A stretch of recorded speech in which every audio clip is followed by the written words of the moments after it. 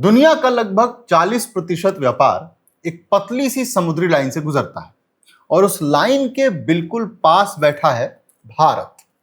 लेकिन असली सवाल यह है कि इतनी ताकत होने के बाद भी क्या हमने इसे सालों तक नजरअंदाज किया है? यही कहानी है ग्रेट निकोबार आइलैंड की, एक ऐसा द्वीप जो भारत के भविष्य की सबसे बड़ी स्ट्रैटेजिक ताकत बन सकता है। लंबे समय तक ये जगह बस एक ऐसे ही अलग थलग पड़ी रही, ना तो यहाँ पे बहुत ज्यादा डेवलपमेंट हुआ और ना ही इसकी असली जो जियोपॉलिटिकल वैल्यू है उसको समझा गया। अगर आप ग्लोबल ट्रेड को समझना चाहते हैं तो एक चीज याद रखिए, दुनिया की इकोनॉमी सड़कों से नहीं चलती, एक बड़ा हिस्सा समुद्री मार्गों से होकर गुजरता है। तेल, इलेक्ट्रॉनिक्स, फूड, हर चीज बड़े बड़े शिप्स के जरिए एक देश से दूसरे देश तक पहुंचती है और इस पूरे सिस्टम का सबसे क्रिटिकल पॉइंट होता है स्ट्रेट्स। जैसे अभी आप बात सुन रहे थे, एक स्ट्रेट बहुत आजकल चर्चा में था, उसी तरीके से एक दूसरा स्ट्रेट है स्ट्रेट ऑफ मलाक्का, एक संकरा समुद्री रास्ता जहां से हर साल लाखों जहाज गुजरते हैं।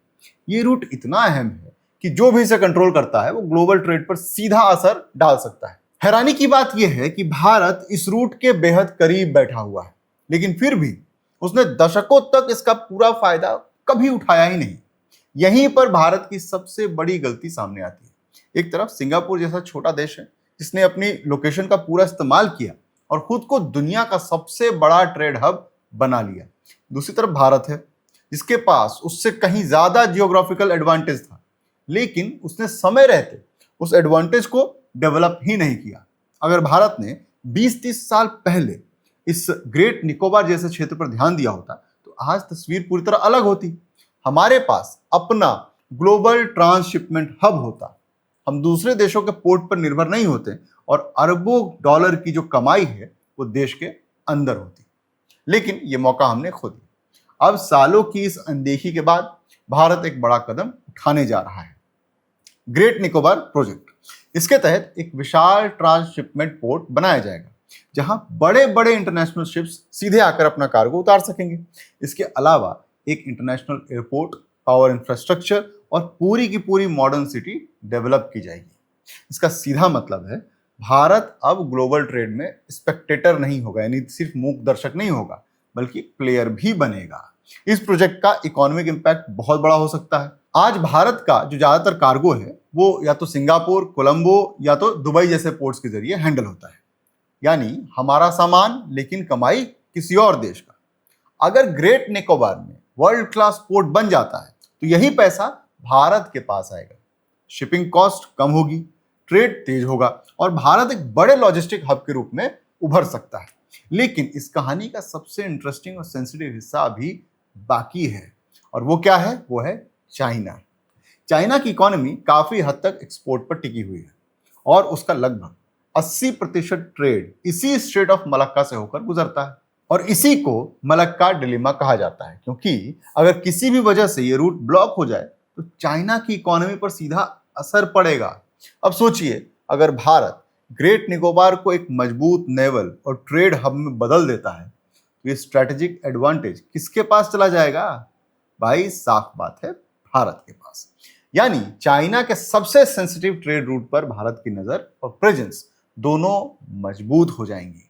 यही वजह है कि इस प्रोजेक्ट को मोदी जी का अगला मास्टर स्ट्रोक भी माना जा रहा है। लेकिन इस प्रोजेक्ट के साथ एक बड़ा इशू भी है और इंपॉर्टेंट इशू भी है। हर बड़े प्रोजेक्ट की तरह इसका भी एक दूसरा पहलू है और वो है इस प्रोजेक्ट का एनवायरमेंट और लोकल कम्युनिटीज पर पड़ने वाले असर का। ग्रेट निकोबार एक बेहद सेंसिटिव इकोलॉजिकल जोन है जहां घने रेन फॉरेस्ट हैं, रेयर स्पीसीज हैं और मरीन लाइफ भी है। इस प्रोजेक्ट के लिए लाखों पेड़ काटे जाने की बात हो रही है जिससे बायोडायवर्सिटी पर भी गंभीर असर पड़ सकता है। लेदरबैक टर्टल्स जैसे रेयर स्पीसीज के नेस्टिंग ग्राउंड्स जो हैं वो यहीं पर होते हैं, इसलिए वो भी खतरे में आ सकते हैं। इसके अलावा यहाँ रहने वाली इंडिजिनस ट्राइब जो है, जिनका बाहरी दुनिया से बहुत कम संपर्क है, उनकी लाइफ भी इस डेवलपमेंट से पूरी तरीके से बदल सकती है। उनके कल्चर, लाइफस्टाइल और आइडेंटिटी पर भी खतरा हो सकता है, क्योंकि ये सब सालों से छेड़े नहीं गए हैं और इस ब्रूटल ह्यूमन डेवलपमेंट से बेहद दूर हैं। यहीं पर सबसे बड़ा सवाल खड़ा होता है कि क्या डेवलपमेंट के नाम पर हम इन्वायरमेंट और सदियों पुरानी सभ्यताओं की बलि दे सकते हैं, या फिर ये बलि जरूरी है भारत के विकास के लिए। अब विकास के नाम पर ये कितना सही है ये तो वक्त बताएगा, लेकिन सच बात यह है कि दोनों ही पक्षों में दम है।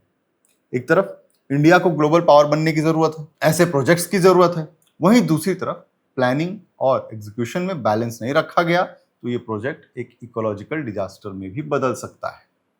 ग्रेट निकोबार प्रोजेक्ट जो है भारत के फ्यूचर का टर्निंग पॉइंट हो सकता है। ये तय करेगा कि आने वाले दशकों में भारत ग्लोबल ट्रेड और जियोपॉलिटिक्स में कहां खड़ा होगा। यह हमें सुपर पावर बनने की दिशा में आगे ले जा सकता है, या फिर अगर गलत तरीके से हैंडल किया गया तो ये एक ऐसी गलती बन सकता है जिसका खामियाजा हमें लंबे समय तक भुगतना पड़ेगा। अब सवाल ये नहीं है कि प्रोजेक्ट सही है या गलत है, सवाल है कि उसका प्रोसेस क्या है। सवाल ये है कि हम इसे सही तरीके से कर पाएंगे या नहीं, क्योंकि देश में जब भी ऐसे बड़े प्रोजेक्ट्स हुए हैं तो बलि आम लोगों की ही चढ़ी है।